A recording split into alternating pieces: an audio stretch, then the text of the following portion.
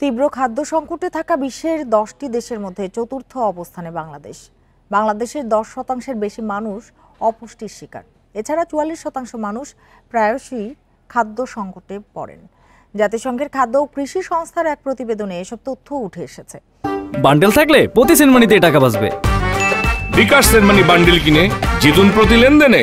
এ নিয়ে আলোচনা করতে রাজধানীর মিরপুর থেকে আমাদের সঙ্গে যোগ দিয়েছেন কৃষি অর্থনীতিবিদ ও খাদ্য নিরাপত্তা বিশেষজ্ঞ ডক্টর গোলাম রসুল। জনাব ডক্টর গোলাম রসুল, আপনাকে স্বাগত জানিয়ে যেটি জানতে চাই আপনার কাছে যে তীব্র খাদ্য সংকটে থাকা বিশ্বের যে 10টি দেশ রয়েছে তার মধ্যে চতুর্থ অবস্থানে বাংলাদেশ।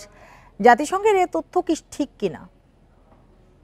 ধন্যবাদ আপনাকে। জাতিসংঘের যে রিপোর্টটা করেছে এটা কিন্তু আমাদের আন্তর্জাতিক যে কয়েকটা ওয়ার্ল্ড ফুড প্রোগ্রাম, FAO সবাই মিলেই এই রিপোর্টটি করেছে এবং এই রিপোর্টটা শুধু এইবারই প্রথম নয়, তারা 2016 থেকে এই রিপোর্টটি প্রতি বছরই করছে। কাজে এই রিপোর্টটির যে মেথোডোলজি তারা যেভাবে ইউজ করছে সেটা সব দেশে মোটামুটি গ্রহণযোগ্য বলে মনে করছে। কাজে রিপোর্টটির যে ফলাফল এটা মোটামুটি সবাই কিন্তু অ্যাকসেপ্ট করছে। জি, খাদ্য সংকট নিয়ে সরকারের তো উদ্বিগ্ন মনে হচ্ছে না, আপনার কি মনে হয়? আসলে ব্যাপারটা খাদ্য সংকটের যে দেখার মানে একটা এটা কিভাবে আমরা দেখি তা ডিপেন্ড করে। বাংলাদেশে যদিও আমাদের খাদ্য উৎপাদন গত কয়েক বছরে বাড়ছে, কিন্তু খাদ্য নিরাপত্তার বিষয়টা সবসময় রয়ে গেছে। বিশেষ করে আমাদের যদি আমরা দেখি এবারের যে ইভেন্ট যে গ্লোবাল যে রিপোর্টটা আসলো, সেই রিপোর্টেও দেখা গেছে যে আমাদের কিছু কিছু অঞ্চলে খাদ্য নিরাপত্তার বিষয়টা প্রকট, যেমন আমাদের রংপুরের কুড়িগ্রাম এখনো, তারপর সুনামগঞ্জ, তারপর বরিশাল, ইভেন চিটাগং, এই অঞ্চলগুলোতে আমাদের খাদ্য নিরাপত্তা প্রকট। এবং আমাদের বাংলাদেশের খাদ্য নিরাপত্তা আমাদের যে প্রতিবেদনে আমরা যে পিছিয়ে, এর আরেকটি কারণ কিন্তু এই যে কক্সবাজারে যে আমাদের প্রায় 12 লাখ 13 লাখ রোহিঙ্গা আছে, সেটাও কিন্তু আমাদের এই রিপোর্টে আসছে।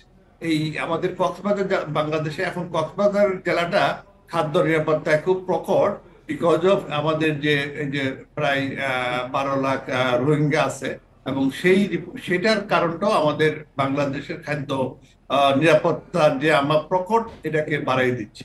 তবে বাস্তবতা যেটি হচ্ছে, আমরা বাংলাদেশে আসলে একটা বিশেষ করে স্বল্প এবং নিম্ন আয়ের লোকজন কিন্তু দীর্ঘদিন থেকে একটা খাদ্য নিরাপত্তাহীনতায় ভুগছে। বিশেষ করে আমরা দেখতে পাচ্ছি 2022 থেকে বাংলাদেশে যে উচ্চ হারে। জনাব গোলাম রসুল, যে কোথাও কি হিসেবে গরমিল রয়েছে কিনা? কারণ খাদ্য মজুদ ও মূল্যস্ফীতি নিয়েও কিন্তু সরকার সন্তুষ্ট।